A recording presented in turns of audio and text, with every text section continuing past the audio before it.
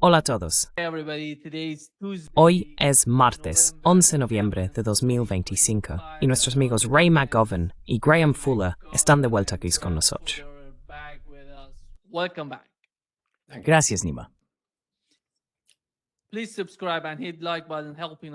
Por favor, suscríbete y dale al botón de me gusta. Nos ayuda a llegar a más gente. Déjame empezar contigo, Ray, y con lo que está ocurriendo en Ucrania. Mientras hablamos, parece que el frente se está desmoronando y que Rusia está avanzando en territorio ucraniano.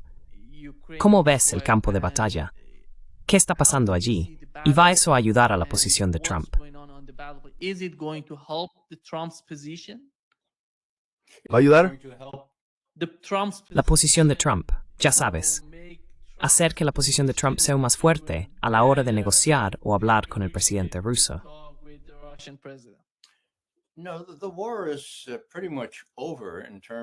No. La guerra está prácticamente terminada en lo que respecta al ejército ruso, derrotando al ejército ucraniano.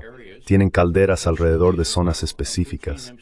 Hace 2 domingos, el propio Putin apareció con ropa de faena para recibir un supuesto informe del jefe del Estado Mayor.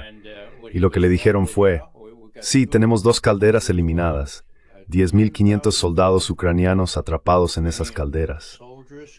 Y lo primero que dice Putin es, bueno, mira, no los matéis a todos, queremos tomarlos como prisioneros de guerra, ¿de acuerdo? Así que dejadlo claro. Si se rinden sería muy bueno para ellos, porque si no, ya sabes, están rodeados, ¿vale?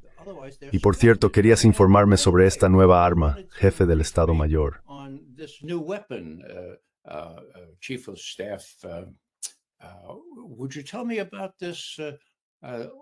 ¿Podrías hablarme de este Burevestnik? ¿Qué es? Así que le explican todos los detalles de este misil de crucero con propulsión nuclear.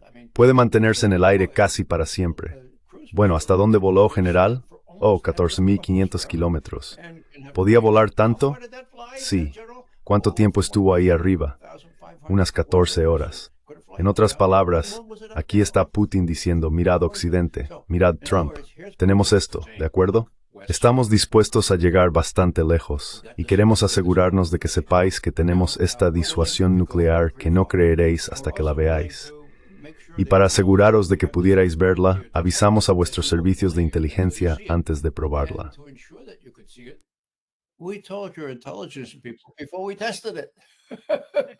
Vale, sí. Así que, por favor, créeme en esto, ¿de acuerdo? Creo que Putin está en una posición elevada, pero sigue preocupado, y mucho, de que personas como Hawley, Rubio o Kellogg tengan la atención del presidente. Y eso hace que el presidente sea impredecible, que es lo peor que puede tener un presidente estadounidense. Justo lo que siempre ha asustado a los rusos. Así que están en vilo. Y lo más importante, y con esto termino, es su propuesta, que ya tiene 7 semanas. Hecha el 22 de septiembre. Mira, el nuevo START se ha acabado. Expira el 5 de febrero. Pero estamos dispuestos a mantener límites cuantitativos de tus misiles ofensivos, sean ICBM, misiles balísticos lanzados desde el mar o bombarderos. Los mantendremos en 1.550 si tú también lo haces.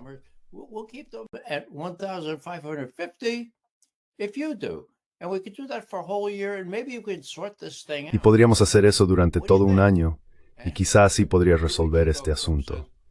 ¿Qué te parece? Y hace 2 semanas Trump dijo en respuesta a una pregunta de la prensa, bueno, me parece una buena idea. Pero Lavrov y Putin están diciendo, nos gustaría algo más oficial. Quiero decir, ¿qué opinas? Así que en mi opinión, esta es la prueba decisiva. Si Trump no puede hacer esta cosa tan sensata, que no requiere ningún esfuerzo adicional, simplemente mantener los límites durante otro año, si no puede hacerlo, creo que Putin tendrá que concluir que, bueno, este tipo quizá quiera hacerlo, pero si realmente quiere y no nos está tomando el pelo, no es dueño de sí mismo. Tiene que escuchar a Rubio. Sí.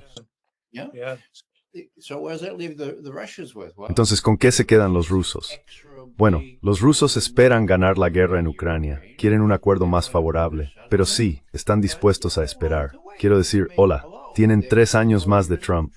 Quizá cambie de opinión otra vez. Creo que mantienen una postura relajada, salvo por la idea de que esos locos puedan convencer a Trump de hacer algo realmente loco. Trump to do something really crazy. Ray, I'd be interested. You've rubbed shoulders Ray, and me elbows interesaría with saberlo. Has the estado en people in contacto con los Washington. llamados grandes de Washington a lo largo de los años. ¿Cómo interpretas? ¿Por qué crees que Trump se ha rodeado de tantos de esos ignorantes, sin experiencia, ideólogos estrictos que casi no aportan nada? ¿De dónde proviene su influencia? ¿Es ese llamado complejo militar industrial? Sigo sin entender por qué Trump escucharía a esos tipos que están claramente equivocados. Why Trump would listen to these guys who are obviously wrong. Well, so am I baffled. I won't pretend to be otherwise. Bueno, yo también estoy desconcertado. No voy a fingir lo contrario. Entonces, ¿qué hago? Lo atribuyo a un narcisismo delirante. Quiero decir, aparentemente cree que puede hacer esto, que puede hacerlo todo por sí mismo.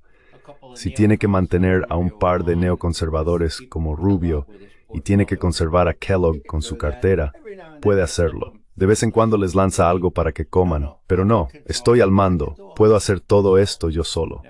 Ahora bien, lo que va en contra de eso son sus vaivenes, ya sabes, su enfoque de montaña rusa. Vale, hagamos una cumbre. No, mejor no hagamos una cumbre. Así que Lavrov y Putin están diciendo, mira, está limitado. En realidad, no puede hacer todo lo que quiere porque tiene que responder ante la rusofobia en Washington y en Europa. Así que esa es la única conclusión a la que pueden llegar si quieren darle el beneficio de la duda. Sí, eso basta. Esa es mi suposición. Yeah. That's good enough. That's my guess, and it's Yeah, really I share your. I'm not entirely Sí, happy with te that entiendo. explanation. No estoy del todo satisfecho con esa explicación, pero es lo que tenemos por ahora. Sin embargo, me parece que el campo de batalla es, sin duda, extraordinariamente importante, quizá lo más importante en todo esto. Pero al final, alguien tiene que resolver la parte política que permita a Trump salvar la cara, y eso es complicado. Al diablo con Zelensky. No creo que Zelensky importe. Quiero decir, quizás sea un tipo valiente, quizá haya unido a su nación. Eso está bien. Pero no creo que nadie le deba mucho a Zelensky. Trump tiene que salvar la cara de alguna manera, y no sé cuál será ese recurso. Tal vez algunas de estas conquistas rusas estén pensadas para ser, ya sabes, peones, como se dice, piezas de intercambio en el tablero. What's the word? Trading pieces on the board. I guess the only thing we know for sure is Sabes, supongo que lo único que sabemos con certeza es lo que ocurrió en Alaska. Y eso se ha vuelto más claro con Lavrov hablando de lo que Trump supuestamente prometió respecto a contener a Zelensky. En otras palabras, Trump cedió. Trump dijo, de acuerdo, no seguiré insistiendo en un alto el fuego inmediato. ¿No queréis eso? Muy bien, me rindo. No lo haremos más. Iremos a por todo el paquete. Un acuerdo de paz que incluya el reconocimiento de vuestros intereses fundamentales. Lo otro fue que Trump dijo, y esto queda claro por el resumen, en la medida en que existía, que dijo, bien, ahora voy a tratar con Zelensky. Trump saying, okay, now I'm going to deal with Zelensky. I'm going to prevent him from putting the kibosh on. Voy a impedir que él arruine todo esto. Y los europeos no importan. Los voy a tener en la Casa Blanca. Les daré el guión y les diré, mirad, no habrá más ayuda nuestra para Ucrania. Sois libres de hacerlo vosotros mismos, y nosotros nos encargaremos de esto. Ahora bien, Trump no hizo eso. No lo hizo. Exacto. Sí, así que se retractó hasta el punto de que en esta cumbre de Budapest que Trump había propuesto, de repente dijo, bueno, no estamos preparados. Reis a celebrarle. No lo me no hizo, lo muy nenstili. Sitting back saying, what the hell is going on here? And they're being overly sugary. Y están siendo excesivamente melosos, si se puede usar esa expresión. Dicen, bueno, él tiene sus verdaderos problemas. Budapest no está cancelado, sigue siendo posible. Y enviaremos a Dmitriev para hablar de los problemas económicos, de los avances en ese túnel bajo el estrecho de Bering. Así que también hay corrientes contradictorias dentro del liderazgo ruso, con Medvedev diciendo, no hay guerra, no podemos tratar más con este tipo. Y Medvedev y Lavrov diciendo, no, seguimos intentando que Estados Unidos, sí, en su opinión, en la opinión de Estados Unidos, esos acuerdos firmados en Alaska siguen vigentes. Those agreements at Alaska still obtained. So. You know what's going on as time goes by. ¿Sabes lo que está pasando? Con el paso del tiempo, vemos que a Donald Trump no le gusta jugar con una mano perdedora. Por eso está intentando hacer todo lo posible para presionar a la India y a China, lo cual no funcionó. Está hablando de Turquía, y no parece que Turquía vaya a obedecer a la administración Trump. Pero, ¿qué hay de la invitación, de la visita de los países de Asia Central? Porque está intentando hacer algo en Asia Central, junto con lo que está ocurriendo en Siria. ¿Cómo ves el panorama completo cuando reúnes a todos estos actores? Me parece que Trump está intentando hacer todo lo posible para obtener algún tipo de influencia sobre el gobierno ruso, lo cual, en mi opinión, no sucederá. Pero ¿cuál es tu opinión al respecto?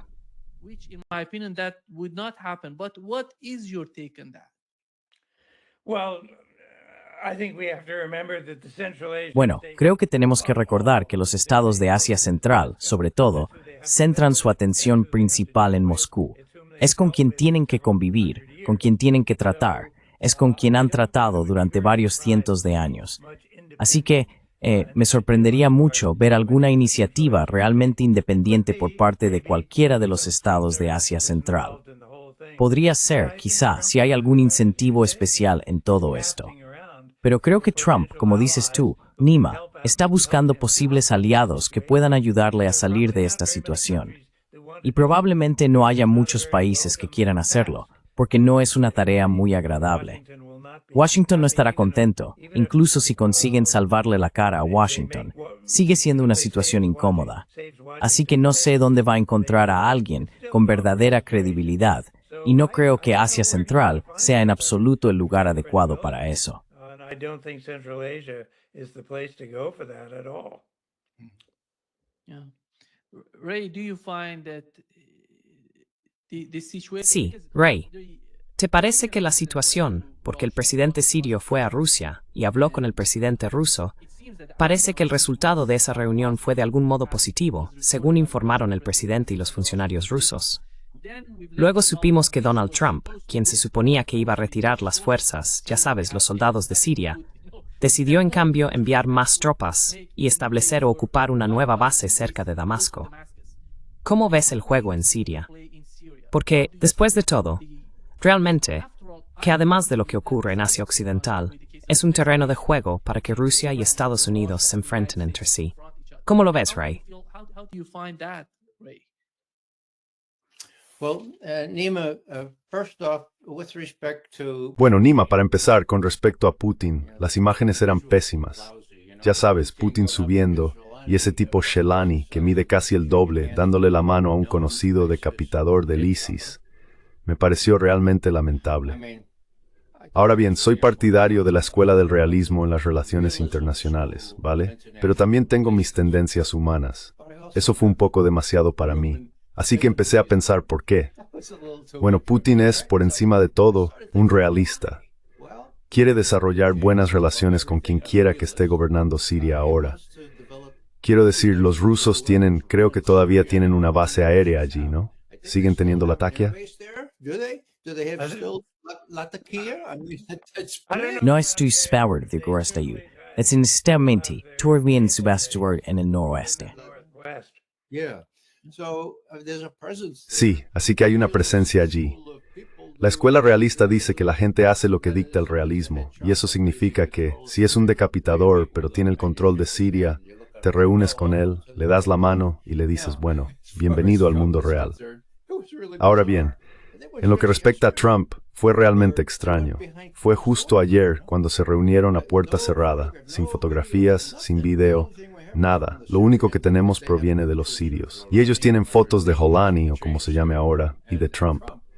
Así que Trump está intentando asegurarse de cumplir con lo que Israel le pide. Israel está detrás de todo este asunto en lo que respecta a Siria.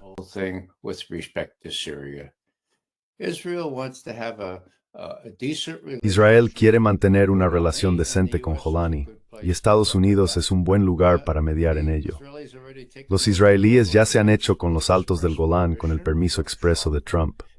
Han avanzado hacia Siria, más al oeste, y mientras los turcos no intervengan con demasiada fuerza, en mi opinión, y Graham, tú sabrás más de esto que yo, mientras Jolani cuente con cierto apoyo de Estados Unidos, y Estados Unidos respalde a Israel, entonces Jolani está dispuesto a dejar que Israel actúe a su manera hasta cierto punto.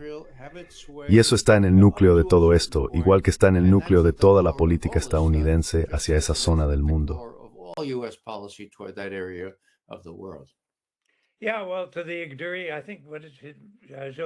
Sí, bueno, en cuanto a Lead Levy, creo que, ¿cómo se llama? Jolani o Shara, creo que ese es su nombre ahora o algo así. Pero sí, quiero decir, quiere mantener su puesto. Ese es el objetivo número uno de todos los gobernantes en todo el Golfo y quizá también fuera de él. Así que creo que no hay otro poder. Jolani o Shara preferirían tratar directamente con Washington, creo, antes que con Bibi. Dios sabe. Pero este tipo, quiero decir, supongo que Washington y Rusia están compitiendo un poco por la posición para ver quién puede tener algún tipo de voz en la nueva Siria y qué será la nueva Siria. Pero creo que está muy lejos de estar claro quién es este tipo, qué quiere. Solía ser un cortacabezas, como dices, un extremista religioso de derechas.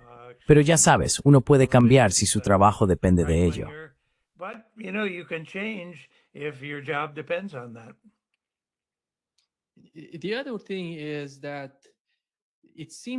Lo otro es que, a mí me parece, viendo las políticas de al-Jolani, que está totalmente en manos de la inteligencia turca, Graham. Puede que tú también lo veas así, porque está intentando jugar a dos bandas, como podemos ver. Esa es una tradición turca, ya sabes, jugar con todos los bandos y de algún modo encontrar una salida. Y al igual que Zelensky, que realmente creo que está en manos del MI6, parece que han manejado a al-Jolani en Siria y lo están dirigiendo, yendo a Rusia, yendo a Washington. Y Turquía no está en una buena posición en Siria, Graham, porque pensaban que la caída del régimen de Assad facilitaría sus ambiciones allí.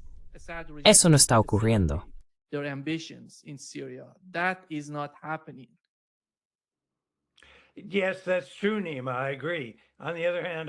Sí, eso es cierto, Nima. Estoy de acuerdo. Por otro lado, no se me ocurre otro estado que tenga más importancia en la frontera con Siria que Turquía.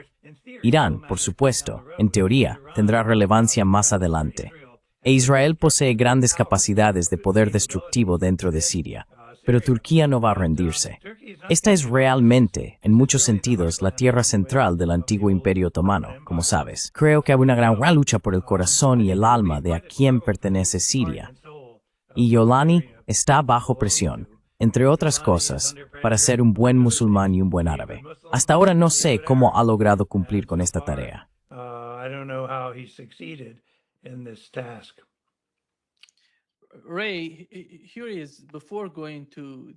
Ray, antes de pasar al tema de Asia Occidental y el conflicto allí, esto es lo que hemos sabido del FSB ruso.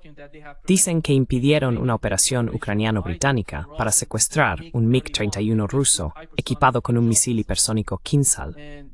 ¿Ves algún tipo de restricción o limitación en lo que está haciendo la inteligencia británica? Porque están yendo demasiado lejos, ya sabes. Podría provocar algún tipo de... Bueno, los rusos son muy pacientes, pero creo que en algún momento van a alcanzar el límite de esa paciencia. Algo grande podría ocurrir en Ucrania, y no sé quién será responsable si Rusia decide enfrentarse a la inteligencia británica. Hasta ahora, no lo han hecho. Se han limitado a operaciones en Ucrania. Pero no sé si Rusia está considerando algún tipo de operación de inteligencia en Europa. ¿Cómo ves la escalada en Ucrania? How do you see the escalation in Ukraine, Ray? I see Mr. Putin as the driving force here. Veo al señor Putin como la fuerza impulsora aquí. Lo veo como alguien frío, tranquilo y sereno. Conoce al Mi-5 como la palma de su mano. Sabe que han animado a los ucranianos a invadir Rusia, por el amor de Dios, para intentar bombardear o usar drones contra bases de bombarderos rusos. Y la verdadera historia, en mi opinión, sobre la reacción de Putin fueron simples pinchazos. Oh, alcanzaron a un par de nuestros bombarderos. Sí, era una base de bombarderos estratégicos, pero mira, estamos más preocupados por volar vías de tren o puentes, que fue precisamente cómo reaccionó. Así que no soy de los que piensan que Putin va a perder la paciencia. Está ganando. His attrition tactics have proven Sus tácticas de desgaste han resultado muy exitosas, ahorrando, por cierto, la vida de muchos soldados rusos.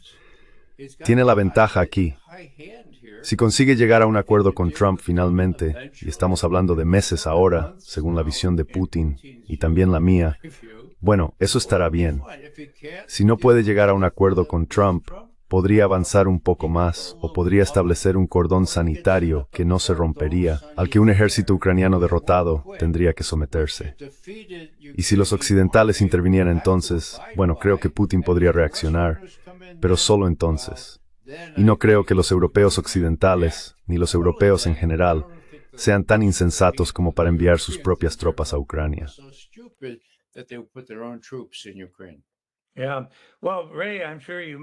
Sí. Bueno, Ray, estoy seguro de que quizá compartas mis pensamientos sobre esto también.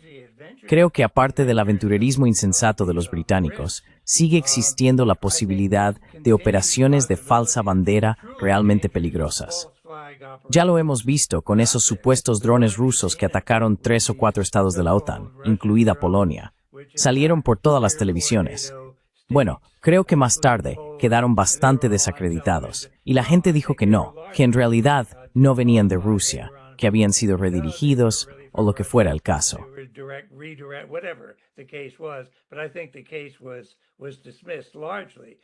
Creo que el caso fue desestimado en gran medida, pero no en la opinión pública. Así que lo único que todos recuerdan ahora es, hace poco, los rusos estaban poniendo a prueba nuestras defensas y realizando actos peligrosos en nuestras fronteras. Eso suele ser lo que la gente recuerda, y lo que se convierte en historia, por así decirlo, de todo este asunto. Me daría bastante miedo ver qué podrían idear los británicos como operación de falsa bandera. Quizá algo grande, impactante, no sé, Varsovia o algún otro lugar, no tengo ni idea. Pero no les pondría ningún límite. Son especialmente maestros consumados en las falsas banderas.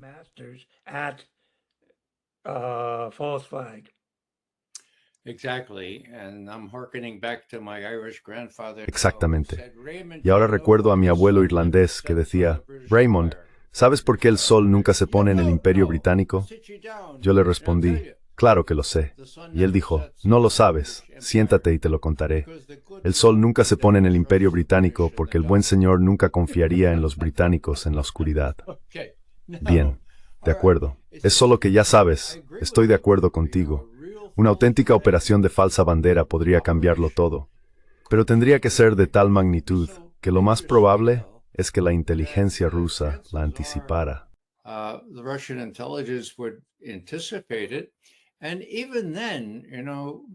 Y aún así, ya sabes, Putin sigue desgastando.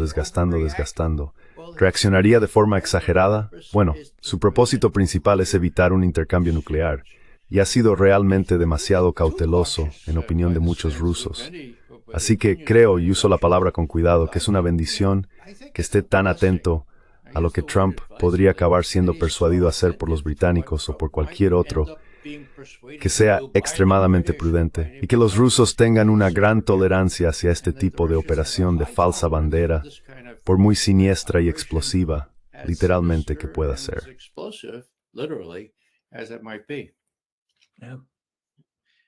Graham, Donald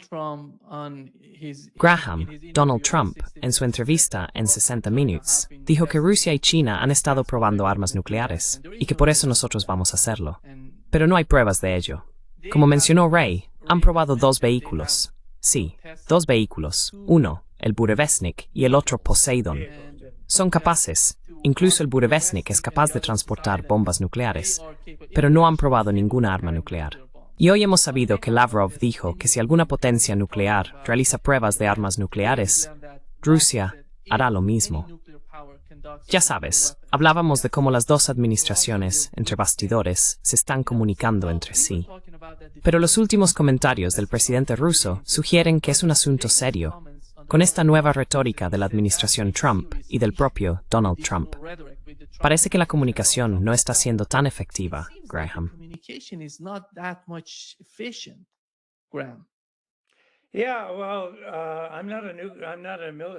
Bueno, no soy un experto militar en estos temas, Ray sabe bastante más que yo sobre las armas implicadas.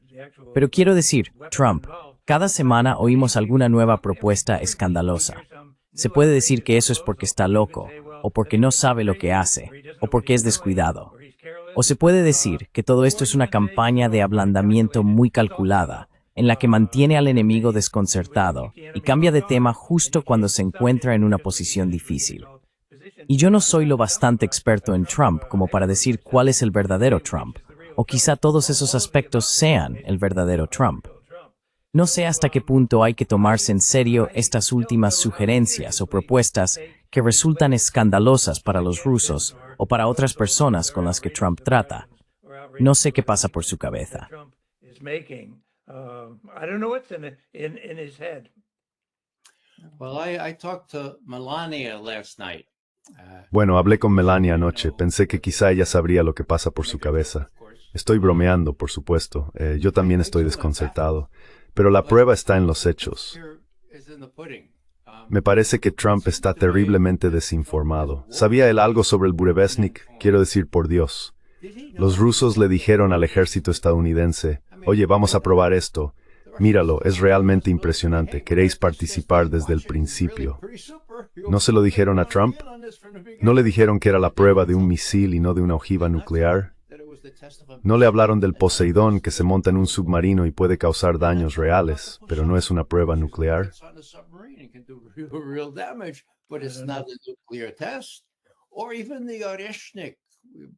O incluso el Burevestnik, que ya tiene más de un año. ¿Fue eso una completa sorpresa para Trump? Creo que debemos considerar la posibilidad de que la respuesta sí a todas esas cosas. Así que cuando oye hablar del Burevestnik, por ejemplo, anunciado por el propio Putin, ya sabes, va a querer vengarse. Dice, de acuerdo, si tú empiezas esas pruebas, nosotros también vamos a iniciar pruebas nucleares, sin tener ni idea de lo que está diciendo. Ese es el problema. Ahora, los rusos están un poco desconcertados porque han intentado obtener una explicación de Estados Unidos. Y Lavrov dice que intentan averiguar qué quieren decir con eso, pero no obtienen respuesta.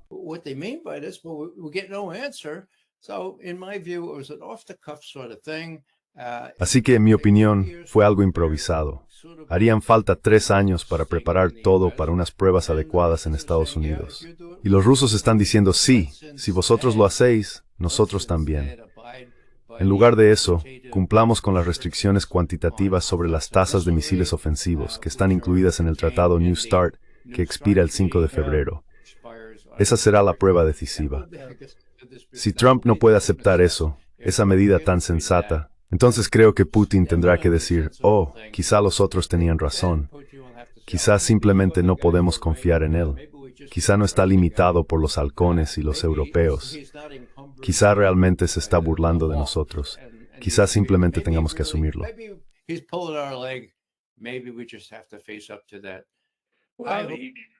Adelante, Barry. Yeah, sorry. Sí, lo siento. Espero que no sea así.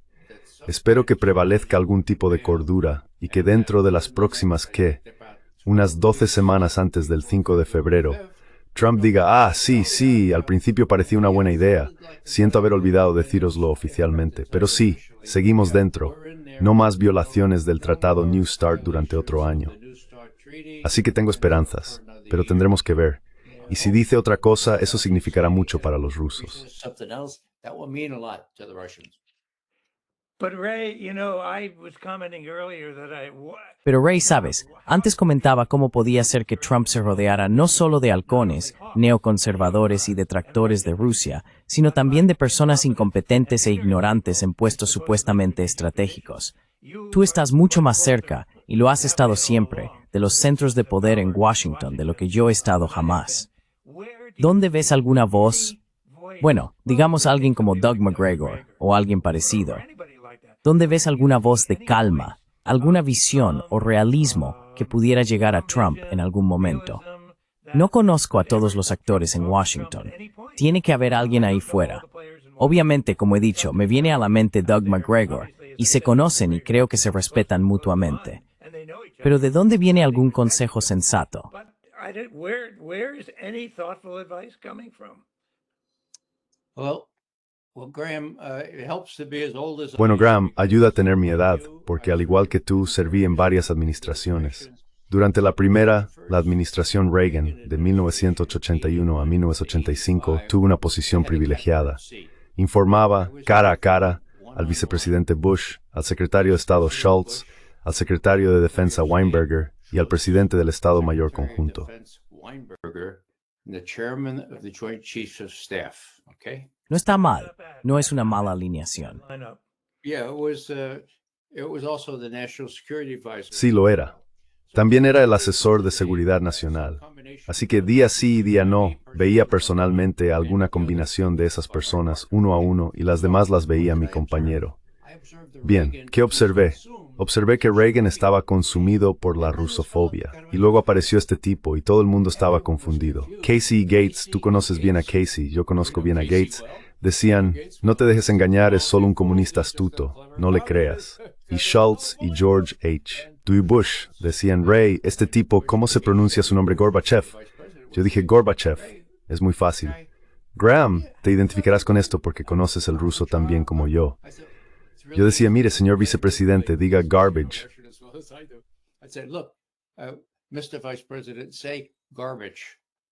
Basura. Ahora di off, off. Dilos juntos y acentúa el off. Garbage off. Eso es, lo tienes, señor vicepresidente, y lo hizo.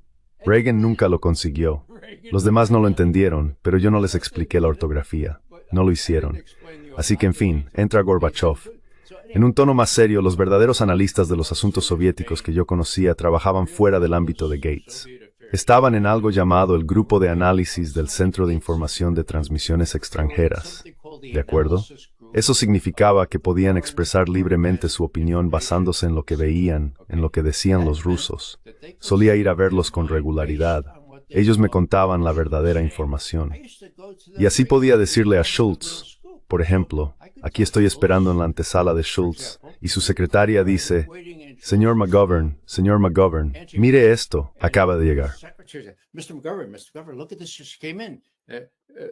The Secretary of State invited to go to Moscow. El secretario de Estado te invitó a ir a Moscú. Gorbachev la ha invitado a él. Muchas gracias. Era un teletipo. Hay que darse cuenta de que en aquella época, ya sabes, las máquinas de teletipo, UPI, routers. Así que ella sacó el teletipo y yo voy a ver al secretario Schultz. Le dije, ¿se lo han dicho? Y él respondió, no, te han invitado a ir a Moscú. Me mira, sonríe, una sonrisa extraña, y dice, supongo que tus superiores dirían que es una idea pésima. Así que McGovern está a la altura de la ocasión y dice, señor secretario, usted sabe que a menudo no estoy de acuerdo con mis superiores en lo que respecta a la política exterior soviética, y tengo algo de experiencia en eso. Ah, es cierto. De acuerdo, bien.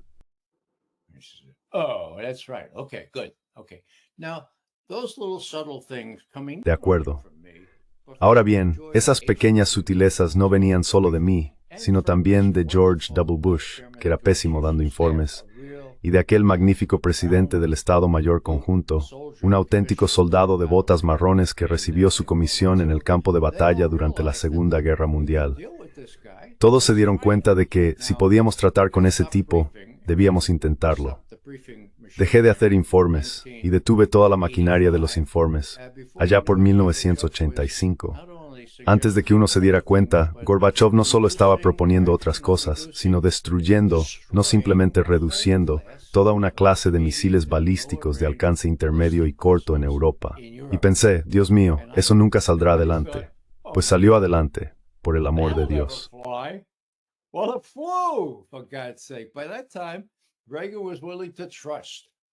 Para entonces, Reagan estaba dispuesto a confiar, pero verificar. Podíamos verificarlo, y mi amigo Scott Gerda fue el primero en llegar allí, destinado en un lugar llamado Votkinsk durante 2 años y medio, observando cómo destrozaban esos SS-20. Basta decir que siempre hay divisiones dentro de una clase dirigente, ya sea en la Casa Blanca, el Departamento de Estado, Defensa o el Estado Mayor Conjunto. Pero esto se ha descontrolado de verdad, porque esta vez, ¿dónde está George Schultz? Dios mío, es rubio. ¿Dónde está Weinberger? Ahora bien, Weinberger era igual de malo, por el amor de Dios, así que eso se compensa. Pero Trump no parece tener asesores sensatos. But Trump doesn't seem to have any sensible advisors. Now, he may stop before he invades. Ahora, puede que se detenga antes de invadir Venezuela. Si lo hace, será porque algunas personas están logrando hacerle entrar en razón. Quizá el memorando que Graham y yo, y nuestro redactor principal, Fulton Armstrong, un experto en América Latina y antiguo oficial de inteligencia nacional para América Latina en su momento, quizá ese memorando haya sido visto por personas que tienen alguna forma, quizá sea Melania, de llegar hasta él. Okay. All right. Bien, de acuerdo, lo aceptaremos, ya sabes, de acuerdo. Y si se detiene será porque recibió mejores consejos de los Schultz del vicepresidente. Bueno, no lo sé. En fin, en su momento había un conflicto muy real y yo tuve el privilegio de vivirlo. Sí, sí. Yeah. Well, I just don't see much Bueno, common. simplemente no veo mucho sentido común por ahí. Eso es todo. No estoy seguro de que alguna vez lo hubiera en abundancia, pero quizá era un poco mejor en aquellos tiempos. Y tú tuviste el privilegio de verlo. Privileged to say it. Graham, I think you brought out a very important Graham, when it comes creo que to has planteado un punto muy policies in importante Washington, en lo que because we know respecta that a las Biden políticas oficiales de Washington. Anthony Blinken and Jake Con la Sullivan, administración Biden, teníamos a Anthony Blinken y a Jake Sullivan. Cada vez que hablaban, sabíamos cuál era la política oficial de Estados Unidos, qué querían y qué intentaban lograr. ¿Cuál es el objetivo principal en Ucrania, por ejemplo? Pero eso no se ve en la administración Trump, porque como acaba de mencionar Ray, el secretario de Estado y el asesor de Seguridad Nacional, esos dos cargos, son básicamente la misma persona, Marco Rubio. No habla mucho. Realmente no sabemos qué está pasando con Rubio, ni siquiera en lo que respecta a Venezuela. Tampoco dice mucho sobre eso. Pero sí tenemos a Tulsi Gabbard. Últimamente ha estado pronunciándose en contra del cambio de régimen. Dijo claramente que el cambio de régimen no va a beneficiar a Estados Unidos. Regime change is not going to benefit the United States. Yes. Sí, adelante. And I see not only Tulsi Gabbard, I see Y no solo veo a Tulsi Gabbard, también veo al vicepresidente. Él tiene una comprensión mejor y más realista de lo que está ocurriendo en Asia Occidental y en Ucrania. Y no sé cómo. Hablo de que J.D. Vance es razonable, al menos para hablar de ello. Pero estas personas no son muy tenidas en cuenta dentro de la administración Trump. Tulsi Gabbard está algo aislada.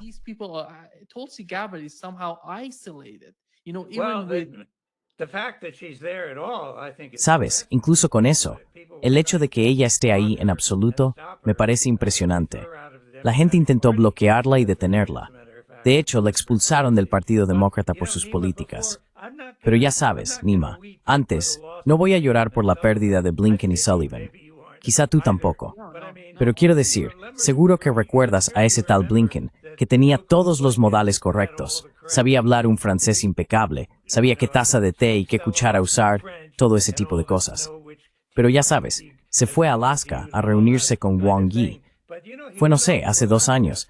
Y no recuerdo de qué se suponía que iba a tratar la reunión. Pero Blinken llegó y dijo, muy bien, ahora déjame decirte cuál es nuestra posición y qué esperamos que hagas. Now let me tell you what our position is and what we expect you to do. And he mentioned a few things. And if you remember, Y mencionó algunas cosas. Y si lo recuerdas, Wang Yi echó la silla hacia atrás, se levantó y dijo, señor Blinken, China no aceptará que se le hable de esa manera. Eso es inaceptable. ¿Quién se cree que es en realidad? Y cerraron la reunión y se marcharon. Así que no creo que haya habido mucho de lo que los alemanes llamarían una especie de sensibilidad instintiva para la situación. Sabes, puede que te sorprenda en cierto modo. No soy muy partidario del sionismo, como seguro que no te sorprende. Pero también, creo que ya lo he mencionado antes, me quedé bastante horrorizado cuando Trump nombró a ese tipo, el del sector inmobiliario, tengo su nombre en la punta de la lengua, Steve Witkoff. Sí, Steve Witkoff. Pensé, Dios mío, un empresario sionista judío neoyorquino va a ir a hablar con Putin. Zionist businessman is going to go off and talk to Putin. Básicamente me ha impresionado bastante, en el sentido de que creo que Witkoff, como empresario o financiero o lo que sea, entiende la naturaleza de la diplomacia, por así decirlo, la escucha transaccional. Dio una entrevista muy interesante a Tucker Carlson hace unos meses, en la que habló sobre cómo aborda las conversaciones con Putin, o Hamas, o Bibi, o quien sea. Y dijo algo así como, me gusta entrar, conocer quiénes son, sus hijos, charlar un poco, preguntarles qué quieren, qué les interesa, antes de simplemente decir, mira, el presidente quiere que hagas esto. Pensé, por Dios, este tipo Witkoff suena como si hubiera ido a la escuela de espías de la CIA. Witkoff sounds like he's been to CIA spy school. I mean, this is what they teach you. Quiero decir, esto es lo que ellos quiero decir. No entras y le dices a la gente lo que tiene que hacer. Intentas ganarte su confianza, comprenderlos mejor.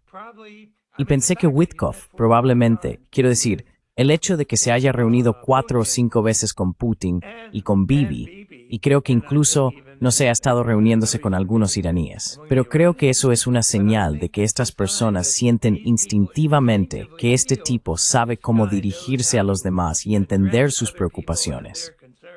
Puede que no esté de acuerdo, y no sé qué le dice a Trump cuando vuelve a casa, pero tengo 1000 veces más confianza en Witkoff y en su manera de acercarse a la gente, a los países extranjeros y a los intereses internacionales de la que tendría jamás en las perfectamente educadas cortesías de salón de un Blinken formado en Yale.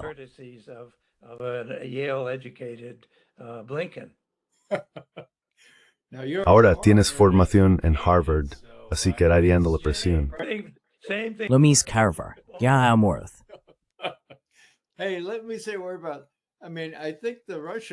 Oye, déjame decirte, creo que los rusos sienten lo mismo que tú sobre Witkoff. ¿Por qué otra razón se reuniría 5, 6, quizás 7 veces con Putin? De hecho, hay algo realmente extraño. Trump cambia de opinión sobre la nueva cumbre en Budapest, impone más sanciones a Rusia, y ese mismo día Putin envía a Kirill Dmitriev, su responsable de finanzas e inversiones, a reunirse con Witkoff en Florida. Pasa 3 días allí, en televisión y en todo lo demás, diciendo, ya sabes, estamos casi listos con lo de Ucrania, tenemos grandes oportunidades de inversión, ¿y qué pasa con ese túnel para el ferrocarril en el estrecho de Bering?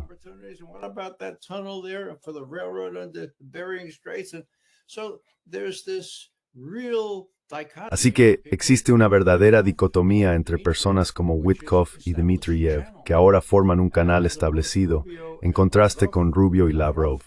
Lavrov tiene que ser sumamente cortés, pero se puede ver lo que piensa de Rubio. Y lo último que diré es que la última vez que tuvimos un secretario de Estado, que también era asistente del presidente para asuntos de seguridad nacional, el llamado asesor de seguridad nacional, fue Henry Kissinger. ¿De acuerdo? Ahora bien, ya sabes, las comparaciones pueden ser odiosas, pero Kissinger, por todo lo demás que hizo en términos de agudeza intelectual y su disposición a tratar con Rubio, bueno, y peor aún, ese es el cuello de botella.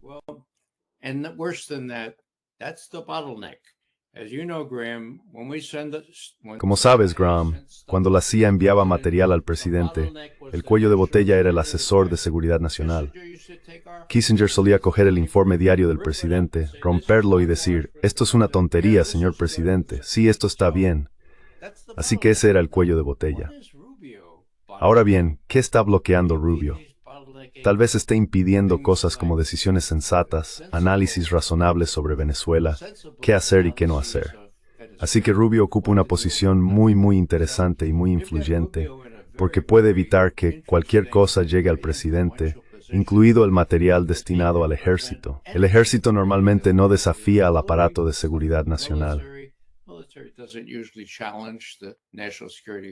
Puede que sí. Así que ese es el problema en lo que respecta a Rubio. Todos sabemos lo que Rubio quiere hacer con Venezuela, ¿verdad? Sí.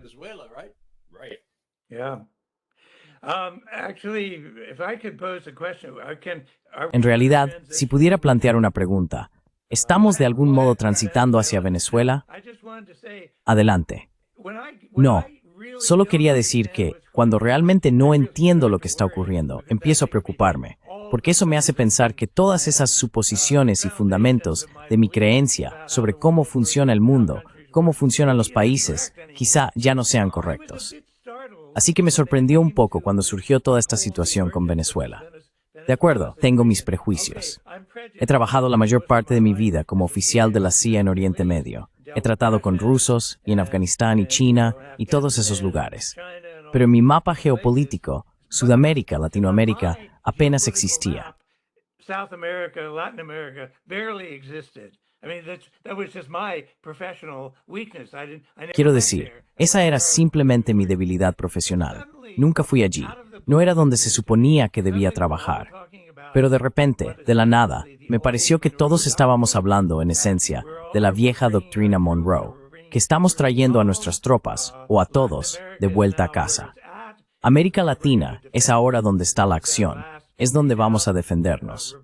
Este es nuestro último reducto, nuestra especie de defensa frente al resto del mundo. Y casi parece que hemos vuelto a asumir nuestro papel en América Latina como el interés principal, algo que en realidad nunca lo ha sido, salvo para saquear y expoliar a voluntad durante un largo periodo de tiempo. Other than to rape and to pillage at will over a long period of time.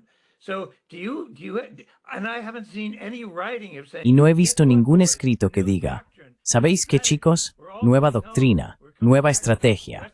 Todos volvemos a casa. Volvemos al hemisferio occidental. Vamos a defender el hemisferio occidental. Recordad la doctrina Monroe. Ningún extranjero en el hemisferio occidental. No recuerdo haber leído ninguna doctrina seria ni nueva política que sugiera. Dios mío, América Latina, Centroamérica es lo más importante ahora mismo, mientras se abandona casi todo lo demás en el mundo. ¿Has visto algún indicio de esto, de que se trate de una visión completamente nueva del papel de Estados Unidos en el mundo? Y Nima, tú también debes ver algo de esto en Brasil. And Nima, you also must see some of this in Brazil. Go ahead, Ray. You go with your. Adelante, Ray. Puedo ofrecer especulación. Lo compararía con la situación cuando Ronald Reagan tuvo 241 marines muertos en los barracones de Beirut en 1983. In the Marine barracks in Beirut in 1980. Yes, Swissini. I was there. Wow. You were in Beirut. Vaya, estuviste en Beirut. Okay, so Vaya. you know what it- Bien, entonces sabes lo que fue una experiencia que sacudió el mundo. Y también sabes que Reagan preguntó a su gente, ¿qué demonios hacen 241 marines en unos malditos barracones que podrían ser bombardeados? Y las respuestas fueron bastante flojas. Así que él dice, de acuerdo, sacadlos de allí, y los llevaron a los barcos, y después de un par de meses los enviaron a casa. ¿De acuerdo? Ahora bien, una gran derrota. ¿Qué hizo la administración Reagan? Oh, Dios mío. Tenemos que hacer algo contundente. Tenemos que demostrar lo fuertes que somos. Tengo una idea. Esos gobernantes de la pequeña isla de Granada están amenazando a nuestros estudiantes de medicina. Podrían tomarlos como rehenes. Invadamos Granada. Así que la 82ª División Aerotransportada entra en Granada y tenemos un gran éxito rescatándolos. Ahora bien, yo estuve allí.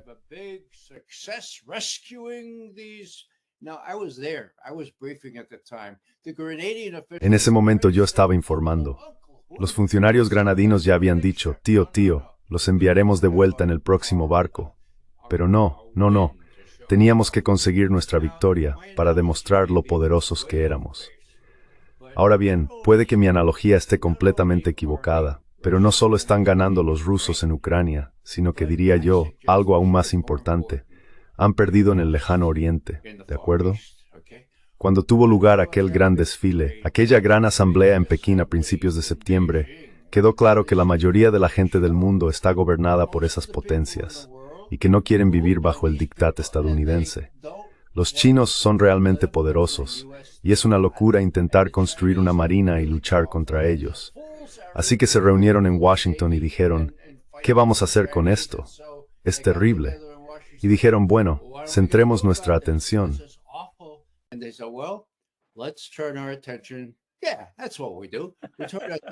Sí, eso es lo que hacemos.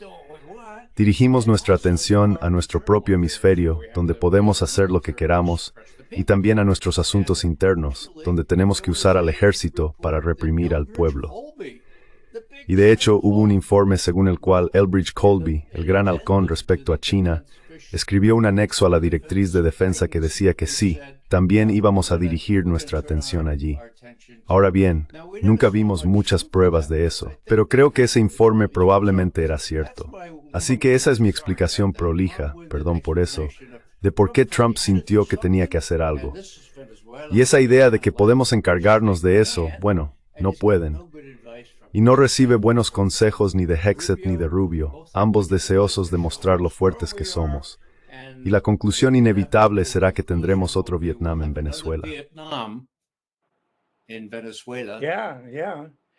That's the fear here, Graham. Sí, sí. Bueno, ese es el miedo aquí, Graham. Aquí en Brasil la gente, incluso el gobierno, siente que Estados Unidos podría traer el caos a América Latina. Exactamente. ¿Y quién se verá influido por ese caos? Nadie sabe si esa operación tendría éxito en cambiar el régimen en Venezuela, pero sus consecuencias afectarían a todos los países de América Latina. Y nadie está contento con las políticas de Washington aquí. Quizá Argentina lo esté, porque recibió $40.000 millones. Donald Trump básicamente compró las elecciones en Argentina. Pero aún así, no hay una buena comunicación entre el gobierno brasileño y el gobierno estadounidense. Y eso es increíblemente trágico. That's unbelievably tragic. Bueno, creo que si retrocedemos un poco en la historia, hay una palabra, un país que no deberíamos olvidar, aunque ya no se mencione en este contexto porque ocurrió hace 20 años y nadie recuerda nada de hace 20 años: Cuba. Estados Unidos ha estado obsesionado, no hay una palabra mejor, obsesionado con el comunismo en América Latina, obsesionado con Cuba y con esos personajes increíbles, casi míticos, como el Che Guevara, recorriendo en su motocicleta desde Chile hasta Cuba, pasando por Panamá, enarbolando la bandera del antiimperialismo. Y luego tuvimos la Bahía de Cochinos, sí, la Bahía de Cochinos, que fue un gran revés para Estados Unidos en su intento de derrocar a Cuba. Big setback for America in its attempt to overthrow Cuba. And to this day, I think we link Y hasta el día de hoy, creo que asociamos a Castro, que fue un personaje enorme, más grande que la vida misma, y que aún lo es como imagen, y luego a Che Guevara, otro personaje más grande que la vida.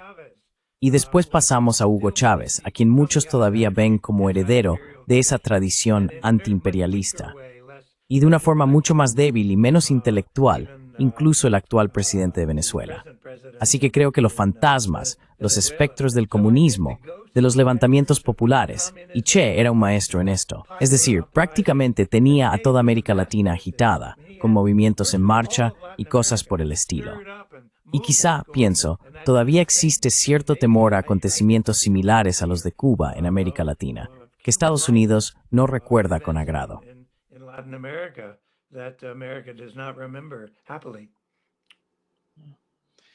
And Ray, when it comes to this, Y Ray, cuando se trata de enviar más tropas a Siria, algunas personas sostienen que eso podría causar problemas en un futuro cercano, si vuelve a estallar una guerra entre Irán e Israel. Porque que Estados Unidos regrese a Siria, en mi opinión, de algún modo daría un apoyo indirecto a un ataque israelí contra Irán si deciden ir en esa dirección. Eso es preocupante. ¿Cómo lo ves tú? Porque Donald Trump se está metiendo a Estados Unidos en una trampa. Has mencionado que Venezuela podría convertirse en una especie de Vietnam, pero creo que lo mismo podría ocurrir en Asia Occidental, entre Irán e Israel, si Israel finalmente logra involucrar a Estados Unidos en el conflicto con Irán. into the conflict with Iran. Yes, well, Nima, you know that I've been sort of an outlier. Sí, bueno, Nima, sabes que he sido un poco una excepción aquí, pensando que otro ataque de Israel a Irán es poco probable. Creo que sería suicida, pero supongamos que lo hicieran. Ahora, esas tropas en el norte de Siria son peones. Nuestro Departamento de Defensa está bastante dispuesto a que sean objetivos, ¿de acuerdo? Con la esperanza de que sirvan como elemento disuasorio frente a lo que los iraníes puedan hacer. Bueno, podrían ser un elemento disuasorio frente a lo que Irán pueda hacer. Pero como Graham sabrá, hay todo tipo de grupos terroristas reales ahí fuera que podrían acabar con esos varios cientos de soldados. Así que es como un cable trampa, pero puede funcionar en ambos sentidos. No sé muy bien qué pensar sobre Siria, me confunde un poco, pero con Jolani en la Casa Blanca ayer y todo ese tipo de cosas, está en un estado de cambio, en mi opinión. El Caribe y Venezuela me preocupan mucho más. Venezuela is a much greater concern to me. And I mentioned Y mencioné la analogía con Vietnam. Permíteme aprovechar este momento para mencionar un libro que acaba de salir hoy del galardonado autor James Bradley, quien escribió Banderas de nuestros padres. Se titula Preciosa Libertad y es único porque se basa en los 10 años completos que él vivió en Vietnam, entrevistando a todo tipo de personas allí y descubriendo que no fue que Estados Unidos perdiera, sino que los vietnamitas ganaron. Es un libro muy sentido. Habla de las emociones y de cómo el tío Ho guió a los vietnamitas y de cómo la inteligencia estadounidense realmente metió la pata a lo grande. Y Graham lo recordará tan bien como yo. Así que es un libro notable. Sale hoy y anoche hice una entrevista con el autor. Estará en mi página web muy pronto, probablemente dentro de una hora.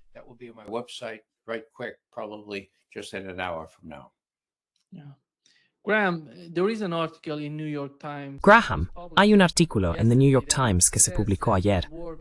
Dice que la guerra entre Irán e Israel es inevitable e ineludible por lo que ha ocurrido. Estados Unidos está aumentando las sanciones contra Irán y las negociaciones nucleares han llegado a un punto muerto. Por eso está creciendo la posibilidad de una guerra directa entre Irán e Israel. ¿Crees que, con lo que ha pasado hasta ahora entre Irán e Israel, y a medida que pasa el tiempo y conocemos mejor las realidades de ambos países, cuál es tu comprensión de la posición de la administración Trump? What's your understanding on the position of the Trump administration on that? Bueno, ante todo, Bibi es quien toma las decisiones. No sé cuánta influencia tiene Trump. Debe de tener algo, porque obviamente el apoyo estadounidense, al menos el apoyo defensivo, es vital. Por otro lado, me temo que tendría que alinearme con las interpretaciones más pesimistas, sobre todo al observar las tendencias a largo plazo. Quiero decir, aquí tenemos a Irán, quizá el estado más importante y grande de Oriente Medio, con capacidades casi nucleares y su hostilidad hacia el sionismo. Eso no será para siempre, pero creo que será bastante duradero durante un tiempo. Sabemos de las ambiciones de Israel por un gran Israel.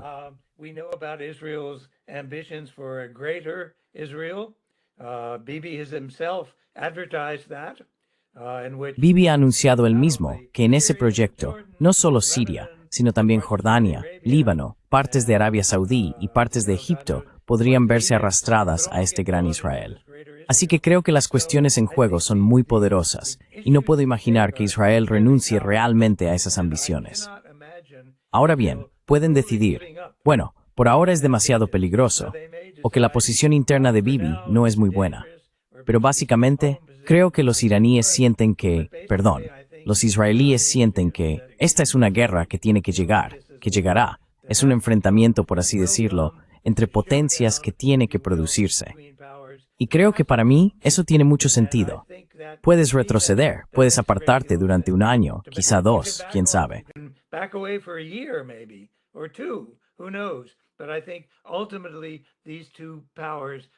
Pero creo que en última instancia, estas dos potencias están destinadas a enfrentarse, porque es Israel quien está decidido a dominar por completo Oriente Medio. Y eso no es algo en lo que Irán esté dispuesto a participar. Así que no creo que tenga buen aspecto. Quizá podamos retrasarlo un tiempo. Y tienes razón, Nima. Supongo que Israel sufrió mucho más en esa guerra de 10 o 12 días de lo que quiso admitir. Pero está saliendo a la luz que sí sufrieron bastante. Supuestamente fue Israel quien pidió el alto el fuego, no Irán. Me temo que está escrito en el destino, que es algo que tiene que ocurrir, tristemente. Se trata de determinar quién va a ser realmente la potencia principal en Oriente Medio.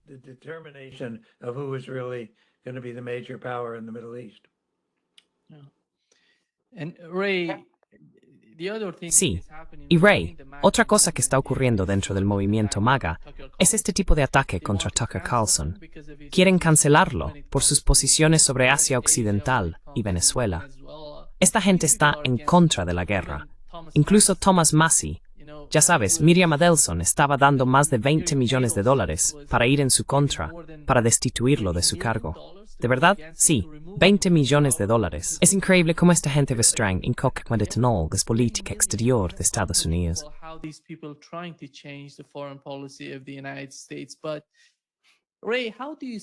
Pero Ray, ¿cómo ves la fractura? ¿Qué está pasando dentro del movimiento MAGA? Esta gente que está en contra de las guerras interminables, en contra del genocidio en Gaza, y aquellos que todavía intentan mantener sus posiciones, conservar su poder para influir en la opinión pública. Ya sabes, tuvimos a Charlie Kirk, Tucker Carlson, Candace Owens, y no parece que la situación esté mejorando, incluso con la compra, ya sabes, de TikTok. Estos internos comprando TikTok y todo eso, ¿estás viendo lo que está pasando? Y compraron CBS, exactamente, sí. CBS, exactly, yeah. Bueno, Nima, tienes toda la razón en la forma en que describes las cosas. No soy un especialista en política interna aquí, así que voy a dejar pasar esta.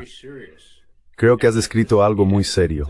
Solo añadiré que recuerdo allá por 2001, cuando Netanyahu estaba en el salón de verdaderos partidarios suyos, y la cámara de vídeo estaba encendida, se estaba jactando de esto y de aquello, y dijo, apagad esa cámara de vídeo.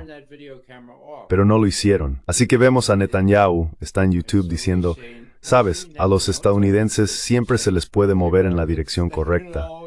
¿Sabes qué porcentaje de estadounidenses nos apoyan, sin importar lo que hagamos? El 80%. Eso es absurdo. Las palabras de Netanyahu, absurdas. Bien, pues ya no es así, ¿de acuerdo? No sé si será el 50%. Así que ahí hay un cambio profundo. Pero en cuanto a cómo repercute todo esto en la política interna, Graham tiene una mejor idea que yo, porque ha trabajado más en Oriente Medio y conoce el poder de Israel. Quizá él pueda arrojar mucha más luz sobre ello que yo.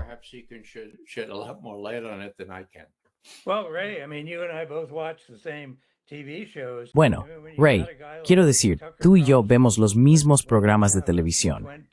Cuando tienes a alguien como Tucker Carlson, que tiene unos 20 millones de seguidores o algo así, haciendo análisis y debates largos y muy duros sobre lo que Israel realmente aporta a Estados Unidos. Él dice, y John Mearsheimer, vale, es un académico, un estudioso, pero dice que Israel no es una ventaja para Estados Unidos. Es una piedra atada al cuello, que nos arrastra en contra de nuestros intereses. Quiero decir, lo vemos por todas partes, todos los días. El asunto de Charlie Kirk, la generación más joven, cuando le pregunté a mi hija por mis nietos y sus opiniones, me dijo que todos son extraordinariamente anti-israelíes.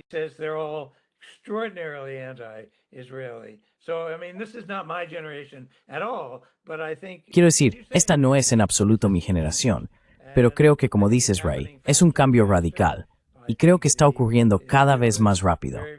Creo que Israel está muy preocupado, pero es difícil apartar a la gente del dinero.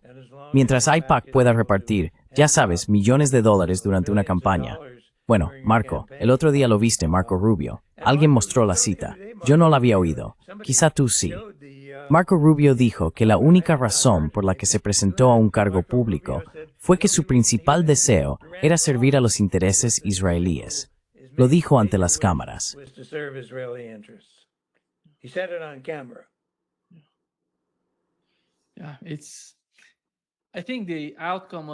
Creo que el resultado de las elecciones a la alcaldía de Nueva York es muy revelador, ¿sabes?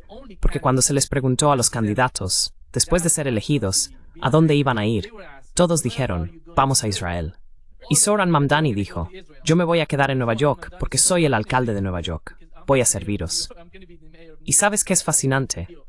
Más del 75% de la gente, jóvenes menores de 30 años, votó por él. Incluidos judíos. Exactamente. Es increíble lo que ha pasado, y creo que eso demuestra cómo está cambiando la opinión pública en Estados Unidos, y lo delicado que se vuelve el tema cuando se trata de Israel. Pero, adelante, Ray. But, go ahead, Ray. Just add a little note here. Solo añadiré una pequeña nota aquí. Lo más gracioso que vi fue al gobernador de Texas diciendo, a cualquier neoyorquino que intente escapar de Nueva York y venir a Texas, lo vamos a arrestar. Hablando de división en nuestro país. Bueno, yo solo pensé que lo mencionaría para animar un poco, sí. I just thought I'd throw that in for merriment. No, I Thank think you. it's exciting times. with No, all the creo que estamos changes viviendo in the tiempos world. emocionantes, I don't con know. todos los cambios que se avecinan. I think No lo this is sé, gonna be creo very que esto va a ser muy serio. El asunto de Mamdani es solo una parte de ello, pero creo que los tiempos están cambiando rápido, ya veremos. Pero de verdad, tiempos emocionantes. We will Sí, see, sí, but sin duda. really exciting times. Yeah, yeah, for sure. Thank you so Muchas much, gracias, Ray y Graham, por acompañarnos hoy. Un gran placer, como siempre. My pleasure, Nima. Good discussion. Thanks. Un placer, Nima. Buena conversación, gracias.